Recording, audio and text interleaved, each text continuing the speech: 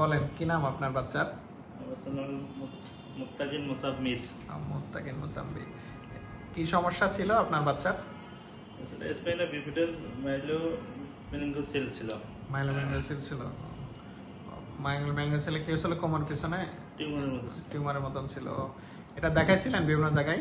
দেখাইছি। কি বলছিল তারা?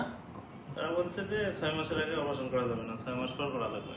6 মাসের আগে অপারেশন করা যাবে না, 6 মাস পর করা লাগবে। জি। 6 মাস পরে 6 মাসের আগে অপারেশন করলে কি কি হবে কিছু বলছে? বলছে অনেক সমস্যা হতে পারে, পেশাব পায়খানা, পায়ে নড়াচড়া, সমস্যা হতে পারে। তো মাইলোমেনিনগোসেল সম্পর্কে আপনি পরে কি জানলেন যে কখন অপারেশন করতে হয়? জন্মের 72 ঘন্টার মধ্যে করা সবচেয়ে ভালো।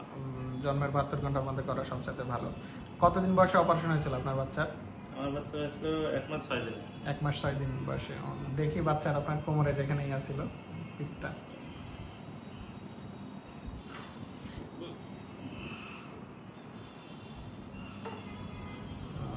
এখন তার পায়ের হাত পায়ের শক্তি কেমন? ভালো আছে স্যার। পায়ের শক্তি নড়াচড়া করে। পায়ের শক্তি নিয়ে কিছু বলছিল? বলছিল যে পায়ের শক্তি, পেশাব পায়খানা একটু সমস্যা হতে পারে। অপারেশনের পর কিছু হয়েছে এগুলা? না, ভালো আছে। কতদিন পরে আসলেন অপারেশনের পরে? কতদিন পরে আমার কাছে? 1 মাস পরে। 1 মাস পরে। 1 মাস পরে কোনো কিছু হয়নি। মাথায় পানি বাড়া নিয়ে, মাথা বড় হওয়া নিয়ে কিছু বলছিল?